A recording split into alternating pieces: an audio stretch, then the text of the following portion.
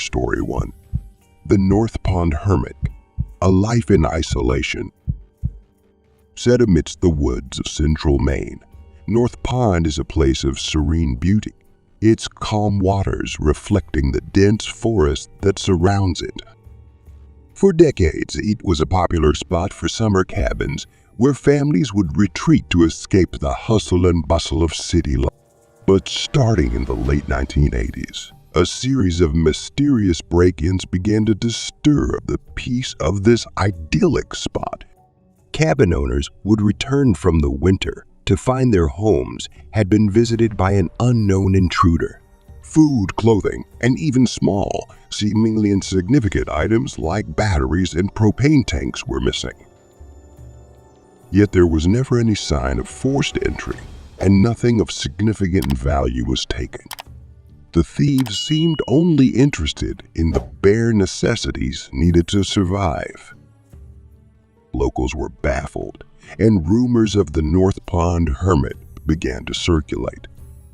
Some believed it was a group of teenagers playing pranks, while others thought it might be a homeless person who had taken up residence in the woods.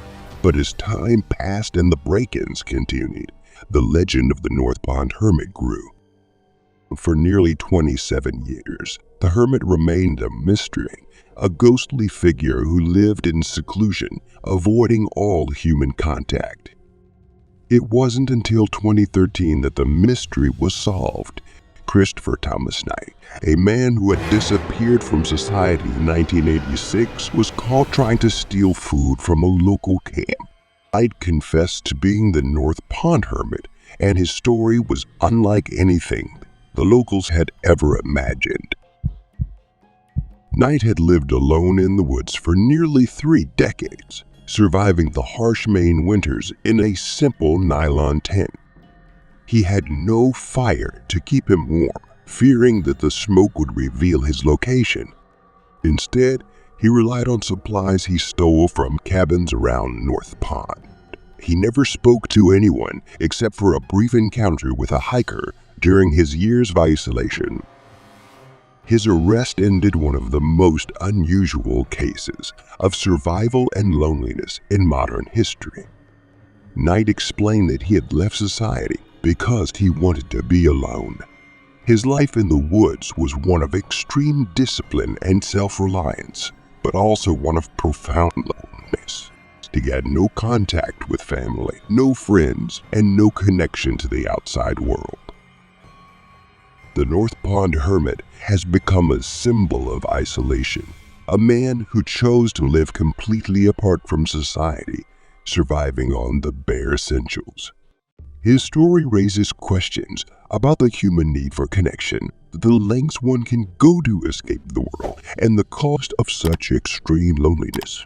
For the people of North Pond, the hermit is no longer a myth, but a real person whose isolation left an indelible mark on their community. Story 2. The Haunted House of West Hobart. West Hobart, a sleepy Tasmanian suburb, has always been known for its quaint charm. The area, with its colonial-style houses and narrow streets, seems like a place lost in time. But in the late 1980s, one house became the center of a creepy mystery that had haunted the town for years. The house, a charming old-fashioned bungalow, had been home to the Miller family for generations. They were well known in the community, friendly and deeply involved in local tradition. But as the years passed, neighbors began to notice strange changes in the family. Mrs. Miller, a once energetic woman, became pale and withdrawn. Her husband, usually a cheerful man, became increasingly irritable, snapping at friends over trivial matters. Their normally well-mannered teenage son began to act in disturbing ways, screaming at unseen figures and declaring the house alive. Rumors spread quickly. Some said the house was cursed. Others whispered of ghosts haunting the house. The Millers' behavior became increasingly erratic. Mrs. Miller would wander the streets late at night, mumbling incoherent things. Mr. Miller became a recluse, locking himself in the house for days at a time. Their son was expelled from school after a violent outburst when he claimed to hear voices commanding him to harm others. The entire town was in fear. No one wanted to visit the Millers, and their house became a place of terror. Eventually, the local authorities were called, but what they found shocked everyone. The house was in disarray, with strange symbols carved into the walls, and the once tidy garden was overgrown with weeds. The Millers were in a state of severe mental distress, almost unrecognizable to the family they once were. An investigation was launched, and what they discovered was more terrifying than any ghost story. A large vine, scientifically known as Datura stramonium, had grown unnoticed above the house. The plant, with its beautiful but deadly white flowers, was highly toxic. Its seeds and leaves contained powerful hallucinogens that could cause delirium, confusion, and even psychosis. The vine had shed its leaves into the family's rainwater tank, poisoning them over time. The water they drank was laced with these hallucinogens, driving them to the brink of insanity. Terrifying visions, erratic behavior, and a slow descent into madness were all symptoms of the slow poisoning. The Millers were taken to the hospital, where they were treated for poisoning. They gradually recovered, but the psychological scars remained. They never returned to the house, which eventually fell into disrepair and decay. The story of the West Hobart haunted house has become a cautionary tale, a chilling reminder of the thin line between reality and madness. The once vibrant Miller family was torn apart, not by demons or curses, but by a slow, creeping poison that turned their home into a living nightmare. Story 3. Purple Ike. The man behind the legend. In the late 1980s and 1990s, a name began to spread among the youth of Liverpool, England, striking fear into their hearts. Purple Ike. The stories about him were strange and terrifying. He was said to be a large, bodybuilding, obsessed man who would approach young athletes and demand to touch their muscles. The stories depicted him as a shadowy figure, always lurking near gyms, sports fields, and swimming pools, ready to attack his next victim. But strangely enough, these stories were more than just urban legends. Purple Ike, whose real name was Kenwell Aerobic, was a very real person. Born in 1961, Arabike's unusual obsession with muscular young men began as a teenager and grew more intense as he got older.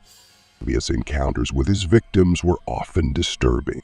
He would approach them in public places, chatting to them about their workouts before asking to feel their muscles.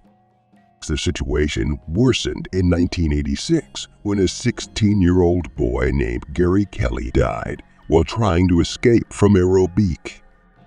Gary was discovered by Aerobic, who allegedly chased him onto railway tracks where he was electrocuted.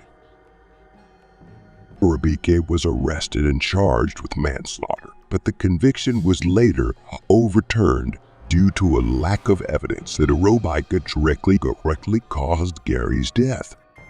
Despite this, Aerobic's actions continued to escalate. He was arrested several times for harassment and eventually banned from touching, measuring, or asking to touch his muscles. However, the legal restrictions did not stop him. He continued to approach young men, his mere presence enough to cause panic. Over time, Aerobic became a figure both feared and intrigued. His tall, imposing figure and strange behavior turned him into a living urban legend. The media began reporting on his activities, and the name Purple Axe became synonymous with fear for a generation of young people in Liverpool and beyond. Schools warned pupils to stay away from him, and parents whispered about him, hoping to keep their children safe. Despite his notoriety, Arabigi's story is also one of tragedy and mental illness. His obsessive-compulsive disorder, which fueled his strange behavior, went untreated for years. Court orders and public fear only isolated him further, making it difficult for him to seek help. He was in and out of prison, his life becoming more chaotic with each arrest. To this day, Akinwale Arabag remains a controversial figure. Some consider him a predator, others a victim of a system that failed to address his mental health needs. His story blurs the line between urban legend and reality, leaving a lasting impact on the communities he haunted. Purple Axe is no longer just a name, whispered in fear. He's a real person whose strange and tragic life continues to inspire fear, fascination, and pity. Story 4. The Real Cropsey of Staten Island. In the 1970s, Staten Island, New York, was a place where urban legends flourished and children gathered around campfires sharing terrifying stories about a figure known as Cropsey. According to the stories, Cropsey was a monstrous, disfigured, and insane man who lurked in the shadows, waiting to abduct any child who strayed too far from home. He was said to live in the ruins of the old Willowbrook Elementary School, a place that already had a reputation for terror. Secure for years, these stories were dismissed as nothing more than ghost stories, the kind of legends that kept children from venturing too far into the woods. But over time, the line between fiction and fact began to blur. Parents began warning their children about Cropsey with a seriousness that showed they believed in more than just a story. The truth was far more terrifying than any campfire tale. Andre Rand, a man with a criminal record, became the real-life embodiment of Cropsey. Rand worked as a janitor at Willowbrook, a public school for disabled children notorious for its deplorable conditions. After the school closed in 1987 due to public outcry, Rand continued to linger in the area, living a makeshift existence in the surrounding woods. In 1981, a young girl named Holly Ann Hughes went missing. Witnesses reported seeing her with a man matching Rand's description. Despite an exhaustive search, Holly was never found, and Rand was charged but not convicted due to lack of evidence.